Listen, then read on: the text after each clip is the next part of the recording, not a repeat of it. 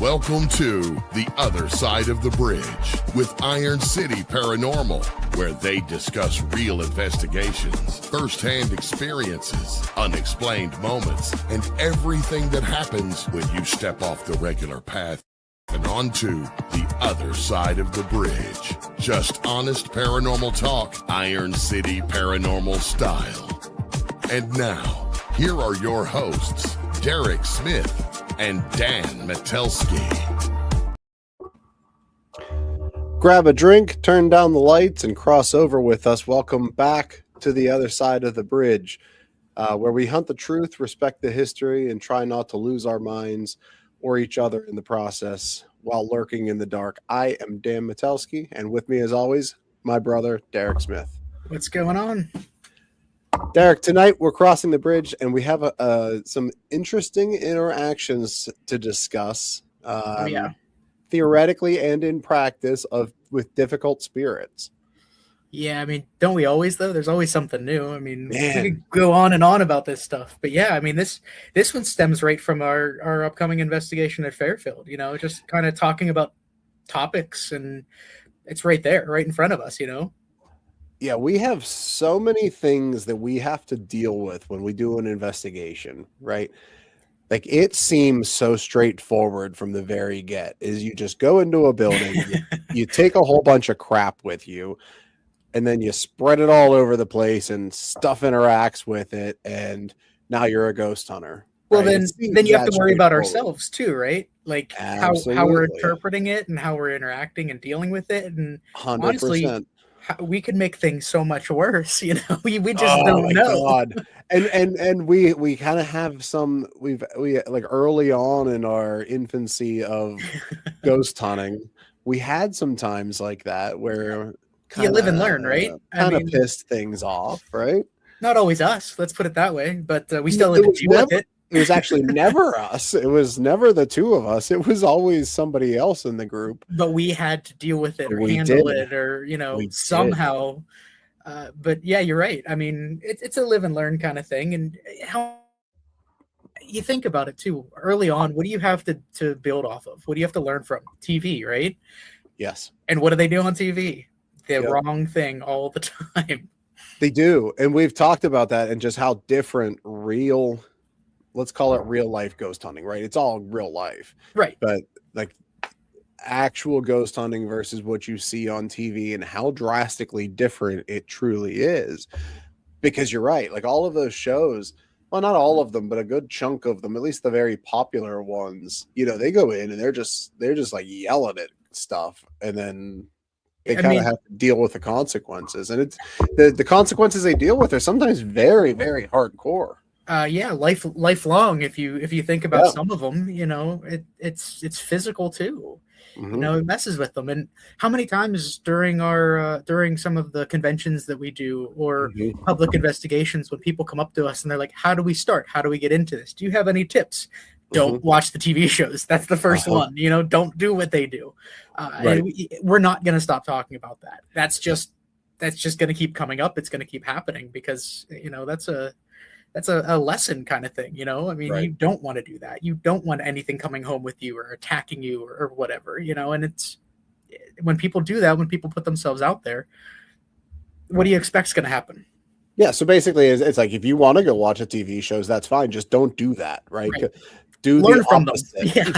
do the opposite of that, and you are in for a better time if you do the opposite. No doubt. I mean, you just, as long as you're aware and, you know, and you have to go into it with an open mind too, because exactly to the point of this topic, you know, how often is it that we mistake things for something different? Or how many times have we gone into something where we expect one thing, we expect this thing to be negative or evil, and then all of a sudden it turns around and it's a child, you know, that's scared. So, I mean, I know for a fact that we've mistaken or made things worse out of just a fear, out of the creep factor that always you know comes up, and we end up feeling like we're in danger. We feel like there's something that's going to hurt us, when in reality, it's not. you know. Well, in our defense, when very early on, we had some mediums that we worked with. One in particular that everywhere we went, it was always the aggressive. I sense an aggressive male energy. There's I'm an trying. I'm aggressive trying not to male. lose it over here because I knew You exactly where know you were what I going mean? with that. And like when somebody who you look to as being, let's, for lack of a better term, an expert in, Sure. interacting with spirits, because at that point you and I were very, very new to things. Oh yeah, we had to trust her. We We did. didn't question her not until later, and then we noticed these patterns coming up, Mhm.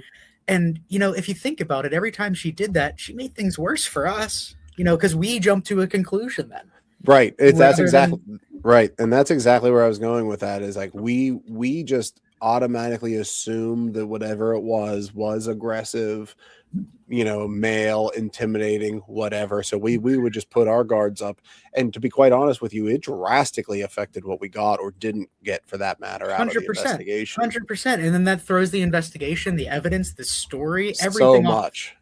And then much. but who does that reflect on? Right? Us. Not It her. does. It's us. So Yeah. I think that's part of the reason that we are very hesitant to add new people, to open ourselves up whenever it comes down to these things, because of some of those. Mhm. But off topic. Well, no, it But- is, but it is kind of off topic, but it's also not, right? Because we have to. You're right. But the we could part make an that's- entire episode out of it. Let's put we it that could, way. and let's pencil that in. We probably should, but ultimately, the what I was getting at with this whole thing was, we have to interpret whatever spirit, whatever energy we're dealing with in the moment. We as investigators need to make the call and say, how do we handle this? If something is openly communicating with us, do we trust what it says? Do we trust that this child that we're talking to is truly a child? Should we keep our guard up? Is there potentially something there that's pretending to be a child to gain our trust? Or is this something that we should interact with to get more information out of this other spirit, like we're going to get into with like Fairfield? Should we continue to poke the bear trying to get it to communicate, or should we call it a day and just move on, right? Because we're putting ourselves in danger. And that's where that, I don't want to call it a mistake, because it's interpretation. Especially in the moment. Like we get so much more after the fact. We'll get so much more evidence when we listen back to our recorders and clean the videos up and see things. But in the moment, we're interpreting the information that we have at hand. So that's definitely difficult to do, especially when we lead toward this direction where we're talking about the malevolent spirits. Say that 5 times fast. Well, I was about to say malevolency, but that's not a word. Maleficent, which is a Disney character. Don't say that. You can't say that. That's probably trademarked. Like and subscribe. Smash the like button if you like Disney and you like Ghost Hunting. We won't talk about Disney anymore. All right, I'm gonna take the headphones off and walk away now. Smash that like button. I'm gonna make a T-shirt that just says that. Oh, it's gonna have to absolutely happen. We have so many opportunities for merch anymore. It's Right? ridiculous. We will keep a T-shirt printer happy for sure. So as we talk tonight, like we're gonna be talking about some locations where we're interacting with spirits that aren't necessarily angry, right? We have to say, with the way that you pitched the idea of this episode to us, which was really great, is, are they malevolent? Like, do they mean to hurt you, or are they just misunderstood? And I think really a lot of the time it is the misunderstood. I think so. Because you think about the aspect, and people usually will then jump to negativity, which spirals all the way to demonic and evil. And God, how many times have we gone, like, we've talked to many people in this field, and there's so many times where they put a number to it, right? Like a percentage, and it's less than 1% of the time they ever encounter anything like that. Mm-hmm. And I think I can safely say, and I'm sure that you agree, that there's been maybe one occasion where something was to that extreme. But outside of that, I can't think of anything that was ever to that point, right? Well, Like, I think so. If you're talking about Fairfield specifically, I am not actually. I'm talking you're about a not. different location. Okay, which one are you talking about? So, when we went to Trans Allegheny, Mm-hmm. we were on that first floor all the way back behind that lattice, if you remember Yeah, where that was. I do. And we were hearing the growling and the scratching. And at that point, we still had people with us that were provoking. Yes. And that was one of the areas that was said to house something that was not human. And so, again, being that we knew that and that we started hearing those things, we got scared. And then maybe we just kind of put that out there, right?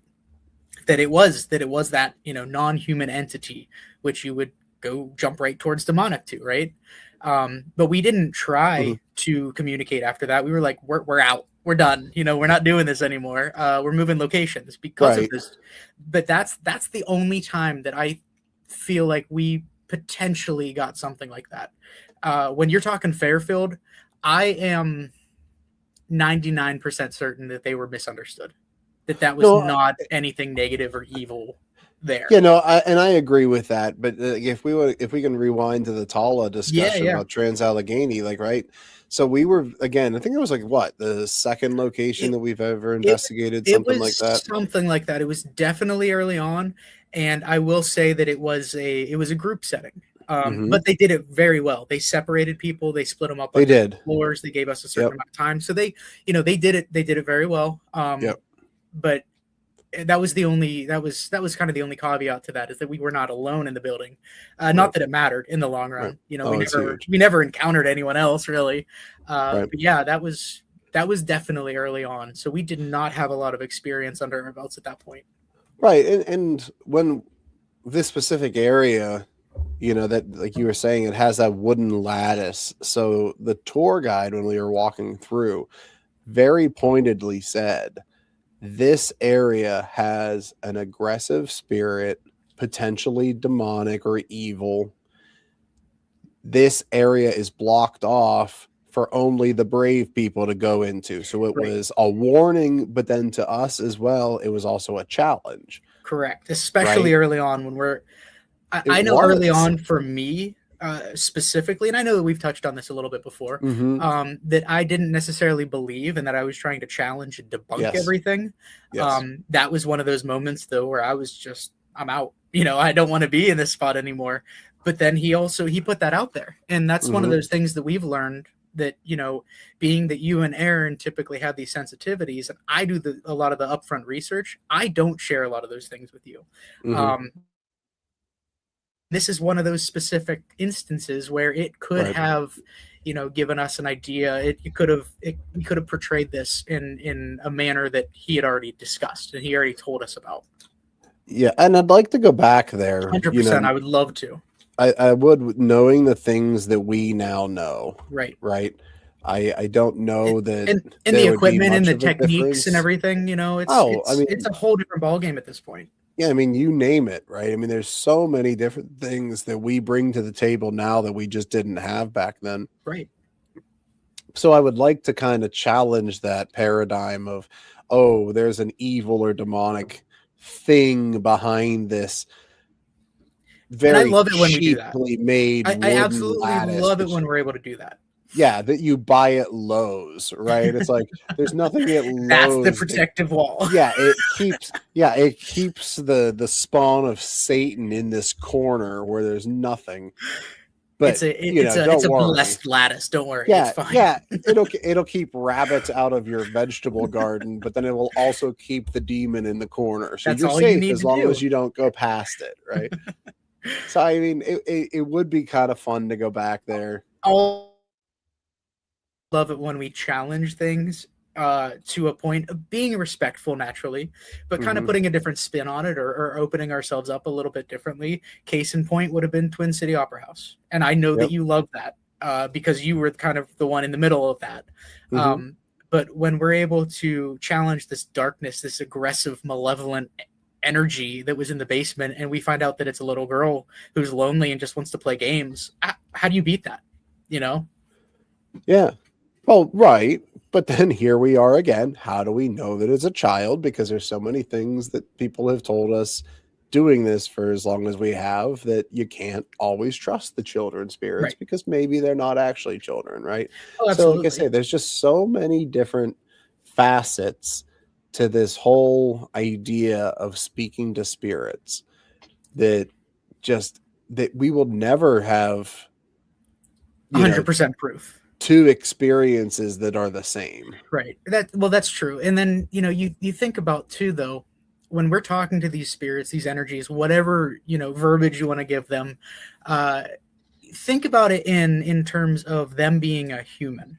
Are any two people the same at any given moment of time? Never. Not once. I agree. So, there's the thought when an energy is left over that it's more than just how they ended their life, or the tragedy or whatever spike of energy that they died with. Their personalities also come through with it too. So then you have these jokesters that they play games. You have these people that are lost at these places where they've been lost for a long time, at the poorhouses, prisons, hospitals, mental wards, all of those kinds of things. Oh, there's so many places, right? The list goes on. And we've been to I don't want to say we've been to them all, but we've experienced all of them in some fashion. And it's always different. You always get somebody different. I mean, you think about where we started, Hillview Manor. We've talked to so many different people there. Absolutely, they felt aggressive at times. They wanted us out of their room. They, where the one man had died up on, he jumped, he committed suicide out the window. Right? Well, yeah, that's for but they don't know, right? They don't know if he was pushed or if he jumped. Correct. And when you start asking those questions, maybe it's him, maybe it's the person that pushed him, but without any clear documentation or investigation back then, you can only assume. But when you're in that room and you feel him, I'll say him, being aggressive, it could be so many different reasons. We could just be in space, right? And you don't know. So that again leads you back to is he misunderstood and he's trying to tell his story and say, yeah, I was pushed, I didn't jump. Or was it somebody trying to protect that? So without 100% proof, you don't know, which is why I like to think that the repetitiveness is what helps with that.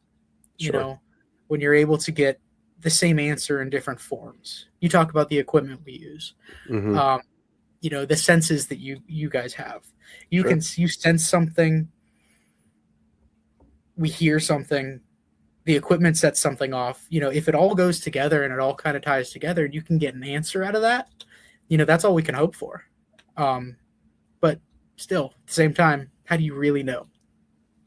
Well, that's the truth. And when I was researching a little bit for this episode, I came across this phrase, this quote, I guess it was. It didn't, I don't want to call it a quote just because it wasn't tied to a person that said it, so to speak, but it was like the question of trauma, or the comment of trauma doesn't always end with death. Right. And when we talk about poor farms, we talk about prisons, when we talk about even like Fairfield, where we're going to go in a little over 2 weeks. These people lived in places that you and I will hopefully never understand. Right. They lived in a place where their family would dump them when they didn't want them anymore, or they couldn't do anything with them, or they didn't have people that loved them in their lives, and they just ended up there because they had nowhere else to go. Well, now you've got, now they've moved on they've passed on or whatever. Now you've got two jackasses from Pittsburgh that come in and they're trying to talk to you through these little battery powered boxes. And it's like that they barely understand. that they don't understand, but also like we have to be careful because I don't want to mock them. Right. Right. Right. I don't want to take what I'm using as entertainment, and not only entertainment, but just like the exploration for answers, and minimize what they went through in life. Right. Oh yeah. I mean, you think about those people, they lived in fear and confusion and frustration. So why would that be any different now than it was then? Right. Absolutely. So, you know, that always ties back to the trust. You know, whether it's the building itself or the spirits there, you know, they could be just straight up afraid of what we could do. You know, they could have been abused in the past. They could have anything could have happened. So we're just walking around, like you said, with all of our equipment. How is that any different? You know, which is where the communication comes into play, and the way that we treat them with the respect factor. And you know, I think we always talk about how we just want to tell their story. Sure. And I think a lot of these people who didn't have their stories told, or man, they could have been lost to time in general. You know, names become numbers, and they're just a nobody, even in death. To have someone come and want to tell your story, write your biography, written by you, I think that helps a lot when we go into explaining those things. And it does take time. You know, we know that. There's no way that we're just going to go in and they're like, okay, this is what happened on this day. This is what happened on this day. No, it doesn't work that way, right? Right. But it comes down to that trust and us kind of opening up a little bit, giving them their space, even, you know, backing off when we need to. When it comes down to these more aggressive energies, it's not that they don't like us or that they're being, you know, quote unquote evil. They've lacked that trust factor for so long, both in life and in death. So what do you expect? Right. It's like a dog, right? Like if you beat it every day for a year, it's going to lose faith in humans. It's going to lose faith in being treated well. So it's going to, the next time somebody comes up to it, that the guy that smacked it every day wore a hat. Well, then the next person that comes up to him wearing a hat, the dog's going to bite him, right? Because it doesn't want to be treated like that anymore. That's all it takes. And it's not just directed at one person. It's directed at everyone because they can't trust anyone anymore. It's the exact same thing here that we're talking about, you know? Absolutely. So we definitely need to keep that in the back of our mind while we're investigating. But also, and maybe this is the wrong way to think about it, but I'll tell you where I go with it, is that idea of like, you got to work with us. Yeah. Right. Like what I mean by that is like, we will handle you with as gentle of an approach as humanly possible if need be. But at some point, it would really be appreciated if you opened up to us, right? We're 100%. We're putting the effort in, so you need to get yourself as this energy or spirit or whatever we want to call it that we're talking to. You need to hold up your end of the bargain too, right? Sure. And there comes a place and time where it's just, you know, you got to call enough, and they're not going to budge. We can only do so much. We can only put ourselves out there so much. But when that's right. When you know, we're trying to do everything we can, use every piece of equipment and sense that we have, and then we get things thrown at us. Sorry, we're out, you know? Yeah. So, sorry, not sorry. Right. Right. That's like, that's on you, man. We tried. Can only, right. I mean, and that's the things being thrown at us isn't just directed at Fairfield. That's happened to us in other places. It has. But a lot of the places we've noticed that it's like, not thrown. It seems like it's rolled or kicked or something to get our attention. So, but how easily can those things be interpreted as malevolent, right? Especially when you hear about all these stories in all of these places about the more negative spirits. That immediately comes to mind, right? That they are out here to hurt us, or they don't want us there, so they're doing whatever they can to get rid of us. Where in reality, maybe they're just trying to get our attention. Well, and to compound that, because you're absolutely right, is we have to think about what position we put ourselves in. The first time that you and I were at Fairfield, it was just you and I. That's right. That we were the only ones there. That's right. Now this time we're going to go with what, 6 or 7 different people. I think we're up to 8, right? I mean, 8 I think people. That's, yeah. So we will have a different view if something like that happens. We will our flight reaction, not that our fight reaction is going to kick in, but like it's not going to be as extreme. It's not going to be as extreme as like, oh gosh, we're in danger, because we can only watch each other's backs, right? There's only so many eyes that we have on things. So if it does get a little bit dangerous, it was just the two of us. We kind of had nobody to fall back on. So we kind of had to go into self-preservation mode and kind of save ourselves before it got too bad, right? Yes, absolutely. So these are the kind of things we're going to keep talking about. We got to take a quick ad break here. Hang with us after a few minutes. We'll get back into it, start talking about, some places that we do feel that we were dealing with some more misunderstood type spirits, and we'll talk about the way we handle them. So hang on with us, and we will be right back after the ads.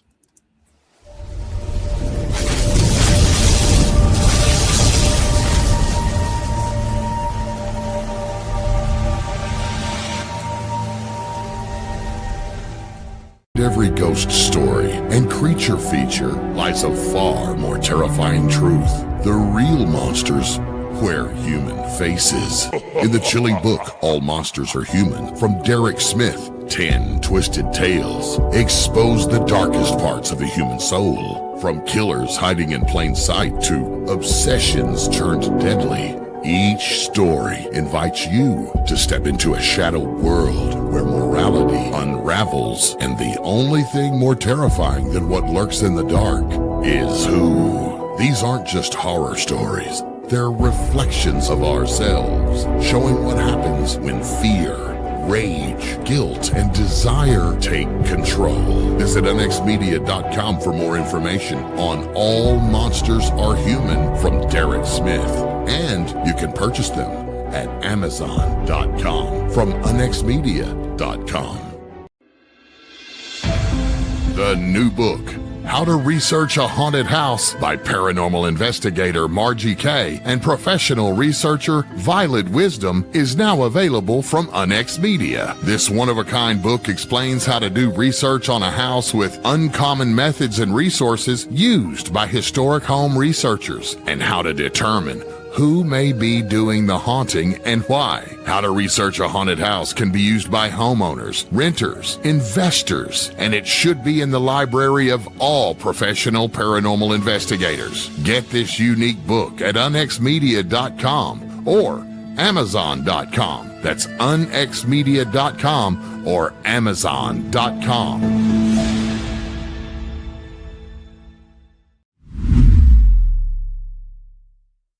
The truth, it's out there, and it's waiting for you. The Unexplained Network is your source for the best in paranormal programming, live video streaming, and audio streaming from hauntings, UFOs, Bigfoot, cryptids, and the ever-expanding realm of the unexplained. Listen live or on demand now on Spreaker, Apple Podcast, Spotify, iHeart, and Pockets all over the World Wide Web. The Unexplained Network, where unexplained lives.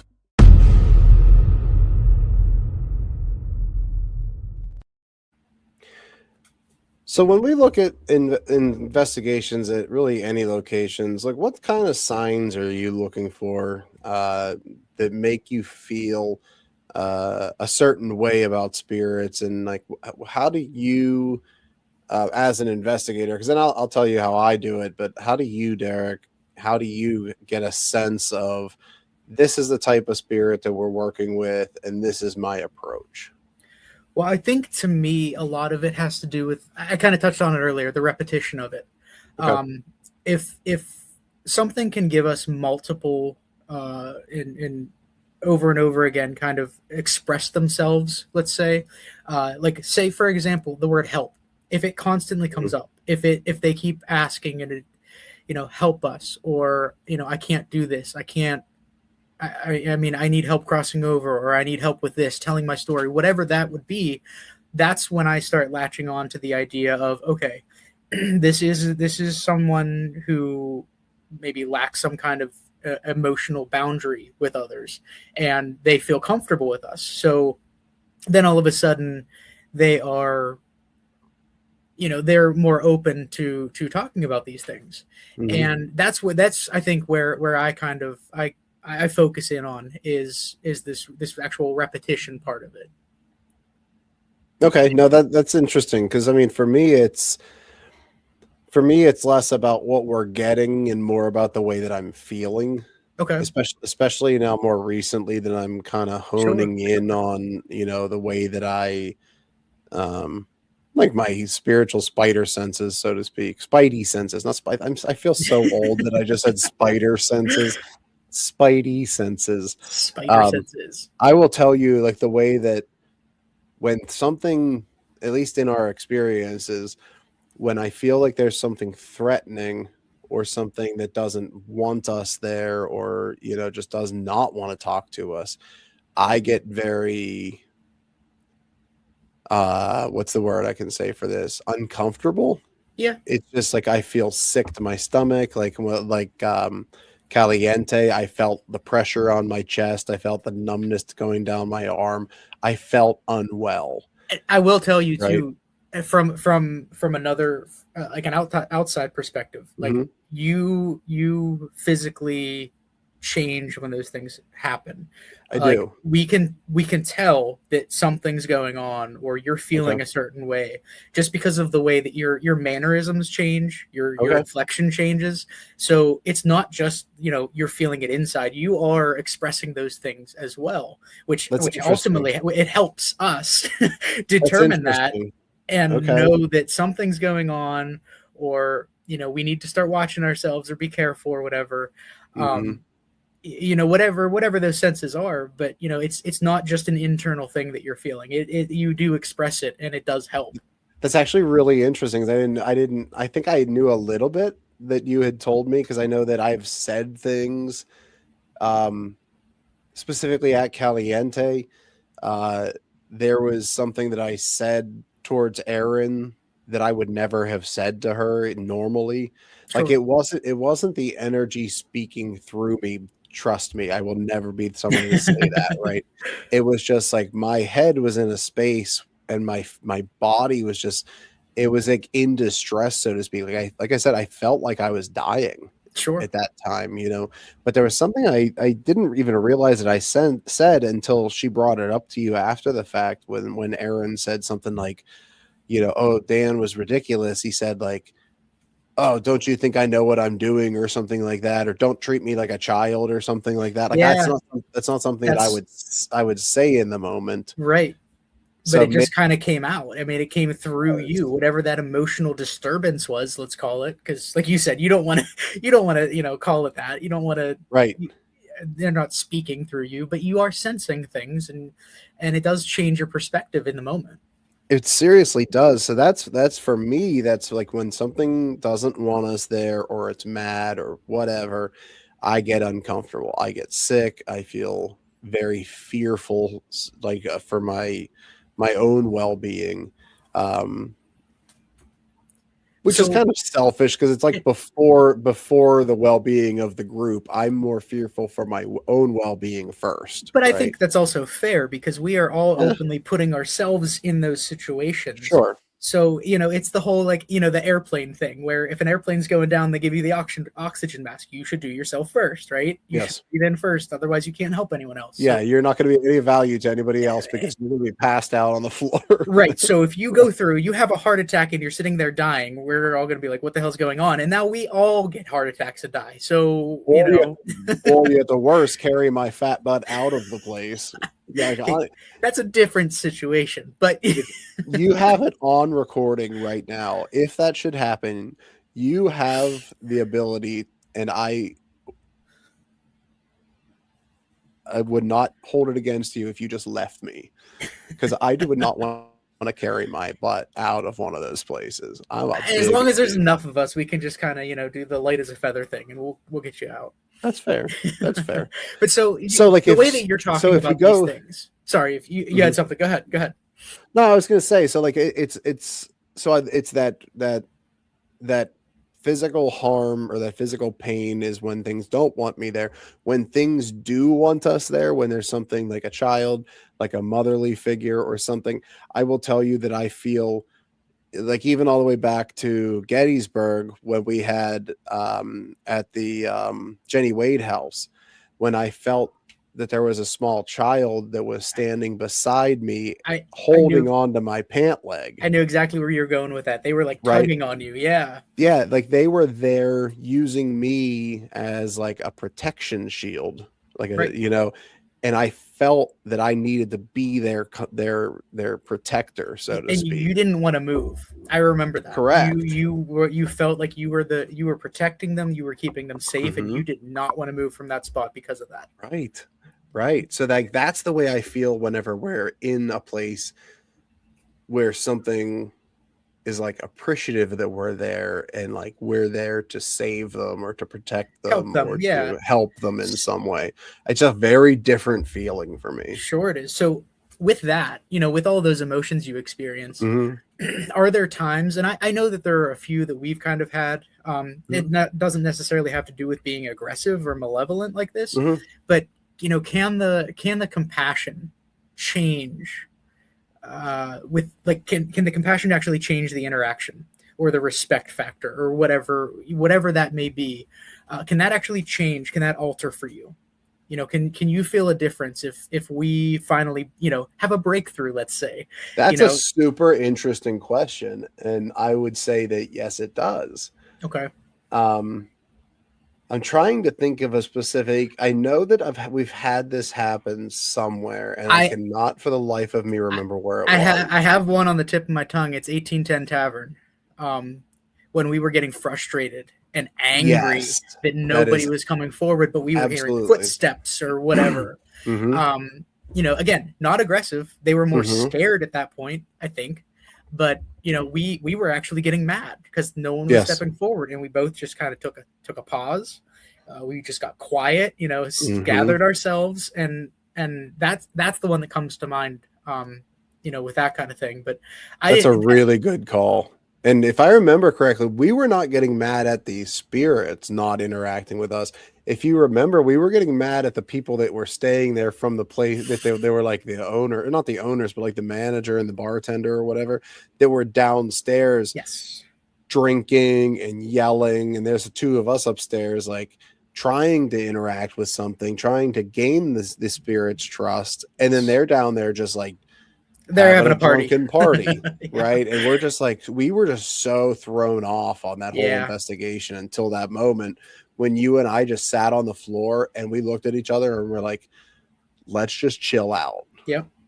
And let's get rid of this and just be clear. It does remind me of Rainworth, though, where it does. The first night we really weren't getting anything, and then the three of us just kind of hung out. We watched TV, we had some drinks, we had some food, and things changed, But I mean, obviously back then you didn't have those kind of those senses that you do now. You weren't as open to them. Yeah, I wasn't as open to them for sure. So with something like Rainworth, in those circumstances where you did have those sensations, does it change? Can you physically feel it? From your fight or flight to something different. To someone that actually wants to speak and open up. Yeah, it does feel different, but I'll tell you, the thing about Rainworth that really chapped my behind was the fact that you made me sleep in the room with the damn portal in it or whatever. Okay, listen, I didn't make you. I know, but I you openly volunteered. I felt peer pressured into that one because like you're always the tough guy. You're always the one that wants to go into the room first. That's because that's all I got, man. I'm always the big scaredy cat that's gonna wait it out and see what happens to Derek. Listen, I thought I'd be tough. Unless I have the headphones on and I'm listening to these freaking Estes things. That's all I got. Let me be.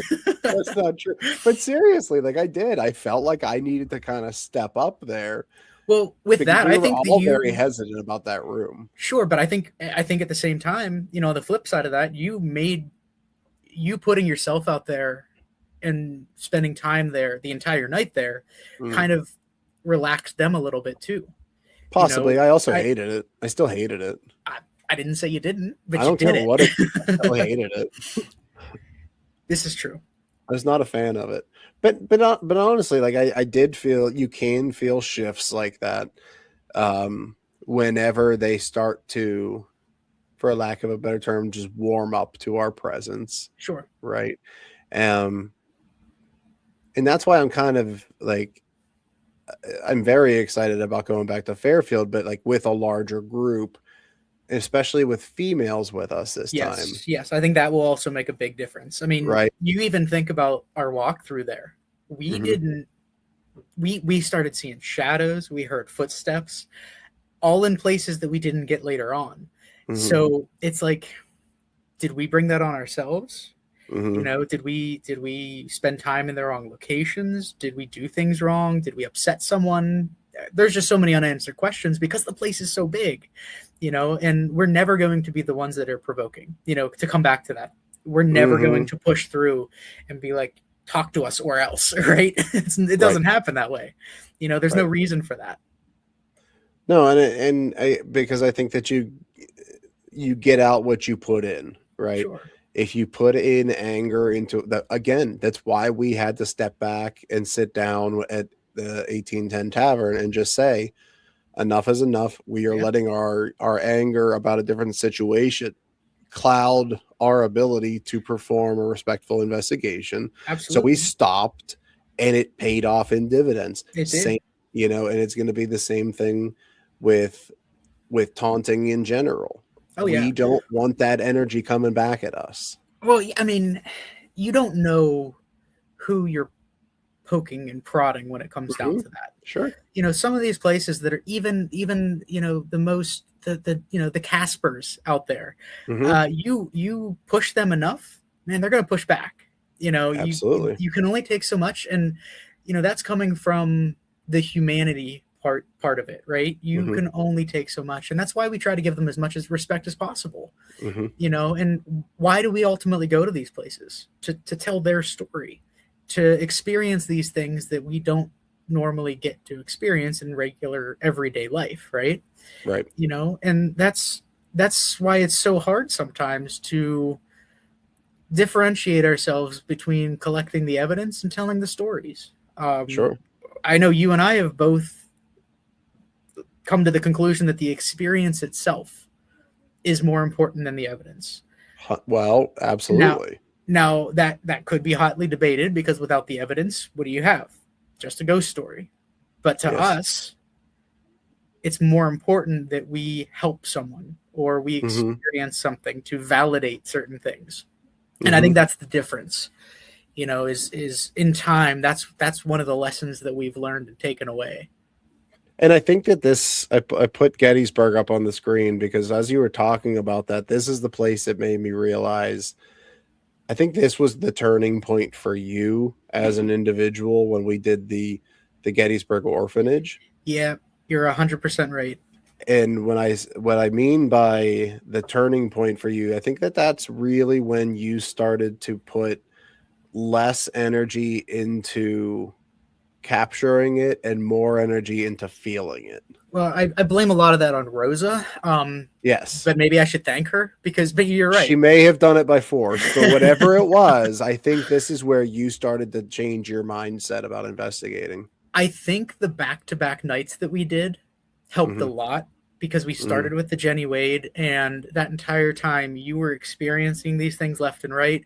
I'm sitting there with the camera staring through the thing, and I'm like, man, I just want something to, to interact with me. I want something more than just a flashing light or, something streak across the screen that could be a bug, right?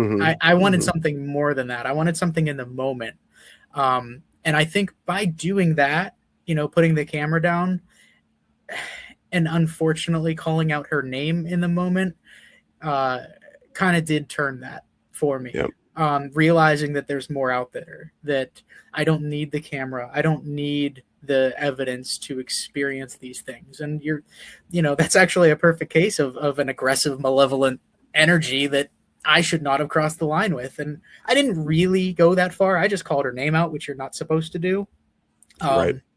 so just saying someone's name, I feel like shouldn't provoke them that much. But with all the stories and the history with that evil woman, I did kind of cross that line, and I think that's one of those moments though that seared into my memory that I'm not doing again. Like Right. that's one of those places that we left because of that. Right. Right. So for the uninitiated and the people that haven't been following along with us, not only on the show but on our website, we were at the Gettysburg Orphanage, and Derek and I were in the, what was it called? The Hole, I think it was called. Yeah, I think it was just called the Hole because, I mean, we had a nice little pathway to get there, but the kids she put down there did not. Not correct. Back then.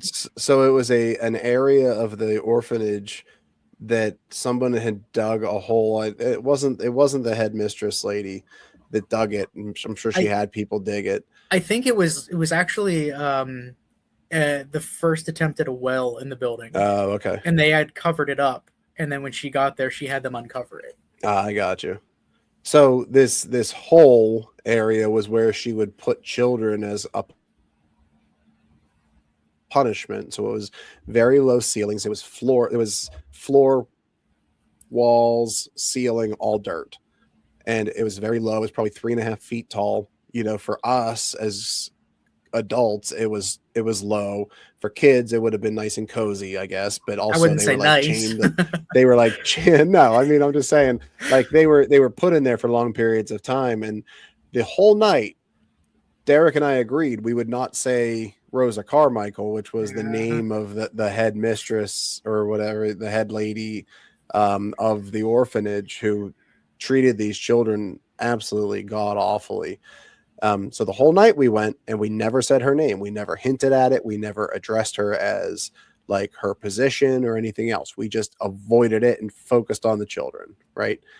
Until Derek didn't. So Derek and I were sitting in this hole, completely black. Like I could not see Derek sitting 2 feet away from me. Even with our like in our IR lights and our night vision, and I don't know if that was the cameras or if there was just some kind of darkness back there. We had really crappy cameras at that point, so I don't know which one was which. But it was to use your word, it was unsettling because you could hear each other. We could hear one another sitting 2 feet from each other, but we couldn't see each other. Right. So we were sitting there and not getting any responses. We were not getting EVPs. We tried several times to get EVPs. We tried several times with a spirit box. We weren't getting anything. Well, I think what kind of got to me and led to that point is out in the main area where all the toys and stuff were, we were getting interactions with the children. So when we went back there, we kind of stopped getting anything, right? We were trying to make it more, we were trying to relate to them by going back to that hole, not necessarily calling out Rosa. But when everything got so quiet, even your mom that was sitting out there in the main room when we were back there, she's like, it's quiet. It's like dead quiet now. Yep. And I think that's what led me to that point. Yep. So this question will forever be etched in my ghost hunting brain of the question that you asked me right before you said it. I'm assuming you looked towards me because I couldn't see you at the time. If I knew where you were, probably. But you said, Dan, it wasn't a question, it was a statement. You said, Dan, I'm going to try something. And then as soon as you said, I'm going to try something, you knew. You knew it too. You said her name. And then as soon as you said her name, you got violently ill. Out of nowhere. Just out of nowhere. I've never seen anything like it, Derek. Like I've had the neurovirus. I have had the stomach flu 3 times since Thanksgiving this past year. None of those compared to what you were going through. Yeah. Like you just started dry heaving. I couldn't control myself. You were doubled over in pain. I was ready to crawl out of there. I remember that. You did crawl out of there. I mean, I crawled out of the hole. I mean, I was crawled out of the entire building. I was prepared to. That was one of those moments where it's like you go from having a good time talking to somebody that you couldn't see to all of a sudden this interaction has taken a turn, right? Yes. And you instantaneously. You have to take the entire event so serious because you don't know Mhm. what's going on. You know, as Mhm. coming from someone that experienced it, you have no idea what's going on. I can't imagine what you were, you know, feeling whenever that was happening. And then getting me out of there, making you go back in to collect everything on your own after that had just happened. Like that's a whole nother story in I itself. think I honestly think that you were just getting away from having to pack up the investigation. I was kind of annoyed. I'm like, there's no way. I was like, there's no way this is happening, And right? Like, it was so weird though, because as soon as I left the property, it was done. I remember that, Like that was it. It was and so strange. I made sure that I told you, I was like, do not go back in there. Like, Yeah. I don't want to see I you go through that again. As soon as I collected myself, I'm like, all right, I can come back in and help now. You're like, no, you're not. Right. So I think that's a prime example of don't do that. Right. Don't poke the bear. Don't take the chance. Right. And the word respect is huge for us, but just keep doing that. Just keep respecting. Just don't say names of people that kept children in barrels and that would drown, like be like Let's waterboarded in wine barrels. Don't do that. Like, let's don't say say her lesson name. learned, okay? Yeah. But so in that sense, now I know we didn't do it. We didn't intentionally. I wasn't trying to provoke her. I was just trying to get some. You shot your shot and I did. you I got did, and bit. I did. Uh-huh. It came right back at me. I But did. so let's hypothetically say that I went back in there. Could I have escalated that? Could I have made that situation that much worse by going back in? You know, You absolutely could have 100%. is that something that we've done before without realizing it?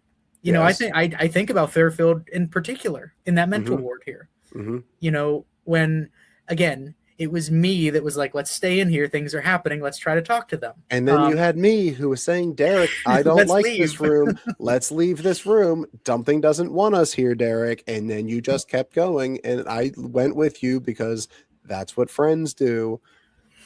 But okay, look, we were in the mental ward. They weren't all there. So in my mind, but they were maybe there, and they they were 100% there. threw stuff at us. So, you know, this time around, what do we do differently? That's my question. How do we handle that situation differently? Knowing what we know now, having all of our new techniques, let's say, all of our experience, your you know, newfound since then sensations. I was just thinking about wearing a helmet. Okay, I mean, hey, I Like, have a hard hat. I'll bring it. Yeah, I have several as well. So like, let's bring hard hats. Let's just go into the room wearing our PPE, maybe some safety glasses with side shields. Like, we'll just go in there and we will be protected. Maybe wear, I don't know, maybe wear a heavy woolen jacket. Just OSHA would be proud. I mean, do we have any OSHA specialists? What else can we do? I mean, we have so many things that we could do. And fall protection. Fall protection would be great because there's a chance we could fall through the floors. There's so many things. Yeah, we could carry handrails with us just in case. But no, I mean, that's a good question though. What do we do differently? I don't know the answer to that, Derek. We still don't know who or what we were dealing with there. You think about it, you know, we were trying to open ourselves up, trying to talk to them, trying to give them an outlet so they could talk to us. And all we got was random pieces of drywall thrown at us that weren't even existing in that room. So, you know, was it somebody that was outside the room bringing it in? You know what I mean? Like, where did it come from for starters? And who was trying to get us out of there? You know, were we about to speak to these people who were being shut down and shut up by the old supervisor there? You know, that's one of the rumors about this place. Is this guy won't let anybody talk. You know, I've seen many clips of that jail cell, if you recall, where we spent some time in. That door, that heavy door, physically moving, and you know how much that takes. A wind cannot move that. You know, and all of those things are attributed to this man who's just trying to shut these people up from talking. So were we close? I don't know. We have no idea. Well, we're gonna try to find out this next time. We'll leave a camera and a recorder in there. Let's let it be. Yeah, we're definitely gonna try to talk, and we'll see what we can get out of them. But before we go for the night, because we are out of time, what's the biggest lesson you learned about dealing with difficult spirits?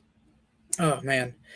Um, I would say that not every like scary or frightening or unsettling experience is necessarily dangerous. That's fair. Um, I think some of the more intense locations that we've investigated weren't frightening, they weren't scary because of some evil demonic presence, right? Hmm. It was more emotional because something tragic or negative did happen there. And sometimes that is the difference between a fear of a location, of an experience, and understanding them, who's there, and taking the time to listen and really truly understand why they're there, um, and how we can help them. Hmm.